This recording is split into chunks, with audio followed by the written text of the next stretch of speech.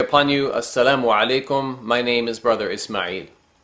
I've been a Muslim for 16 years, but in the past few years, I have been bothered by some reoccurring issues which have forced me to question my Islamic faith. And recently I have decided to finally leave Islam, and in this video I will explain why. Now, I don't think it's fair for Muslims to consider me as some kind of traitor or sellout, because over the years I've done my best to be faithful and loyal to Islam. I did not play games with Islam, and I took my Islamic faith very seriously. And whenever I found any Islamic teaching difficult, problematic, or controversial, I always did my best to research the issue for myself and for my fellow Muslims to resolve it. I certainly was not perfect, but I think very few people would question my sincerity to Allah, Muhammad, and to Islam.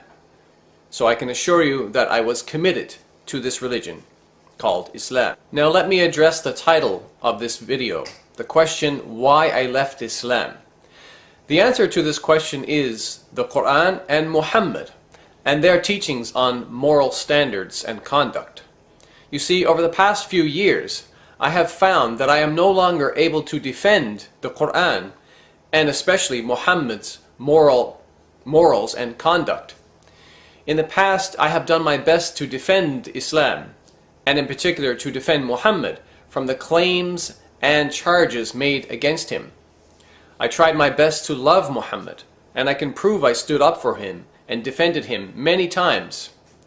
For example, I produced videos like Was Muhammad Merciful?, where I tried to provide examples of Muhammad's good character, and my video Who are the Islam Haters?, where I tried to refute and expose the anti-Islamic critics, and I made many more videos in which I defended Islam and Muhammad. Most of the time I was successful in defending Muhammad against those who were attacking his character, as I was well educated in Islam and I studied Islamic apologetics for years.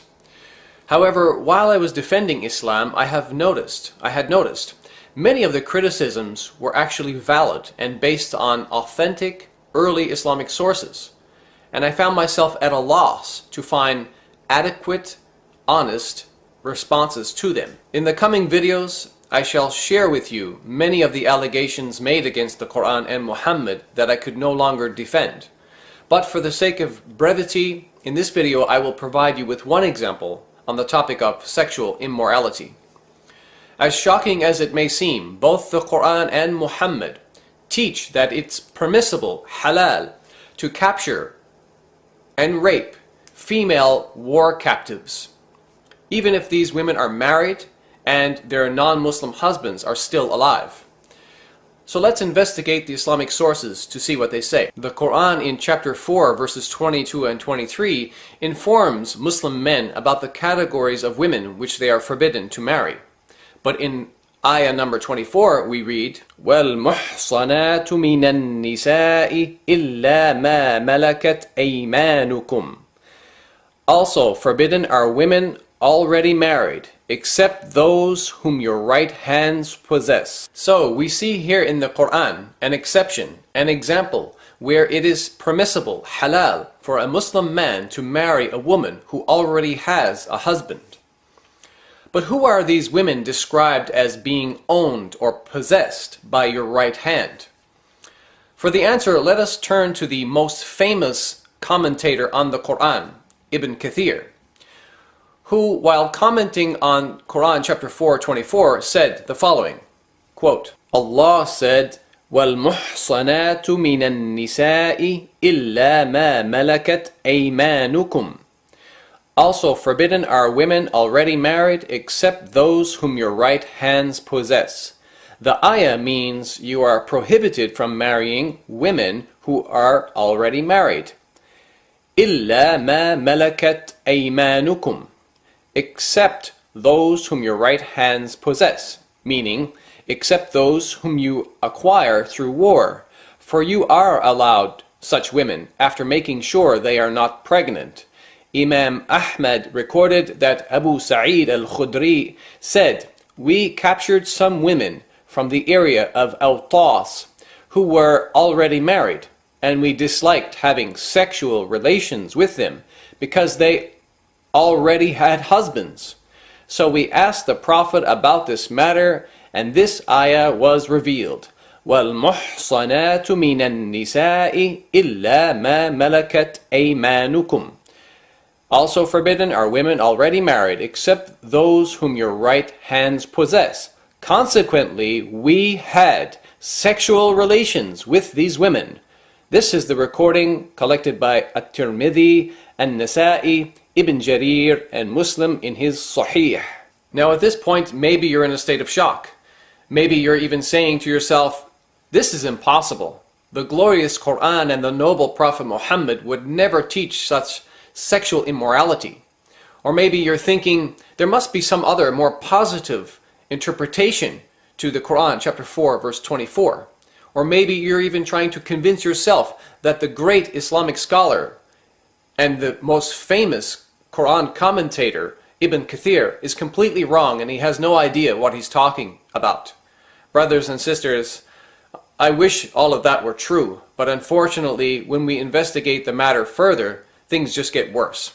For example, we read in the following hadith. In Sunan Abi Dawood, volume 2, hadith number 2155, Abu Sa'id al-Khudri narrated, the Messenger of Allah, meaning Muhammad, sent a military expedition to Awtas on the day of Hunayn, and they met their enemy, fought them, and defeated them.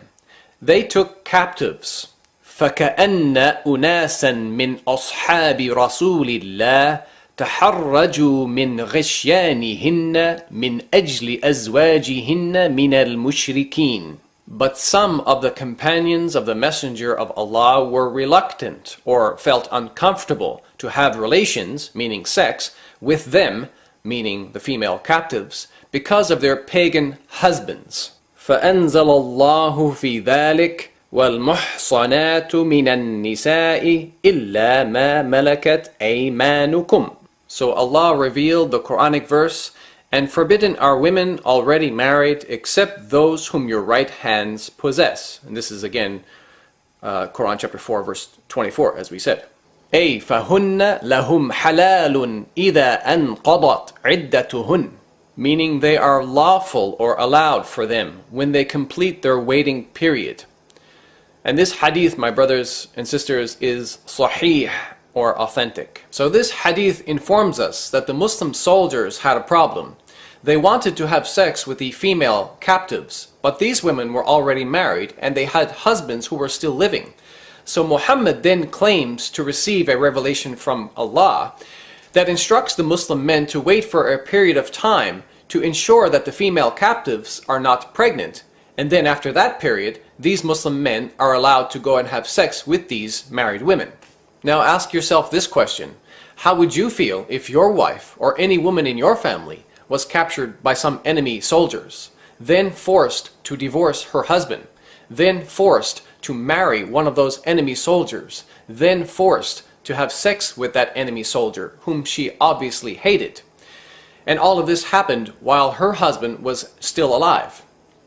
Do you think that your wife, your sister, your daughter, or your mother would agree to have these things forced upon her in humiliation?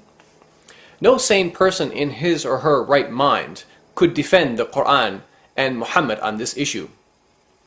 This is nothing more than legalized rape of married women, and I cannot believe that this is from God. So therefore I am rejecting the Quran and Muhammad on this issue. Now you have some idea why I left Islam. And in the coming videos, I hope to share more reasons with you, because there are many. Thank you for watching, and may God bless.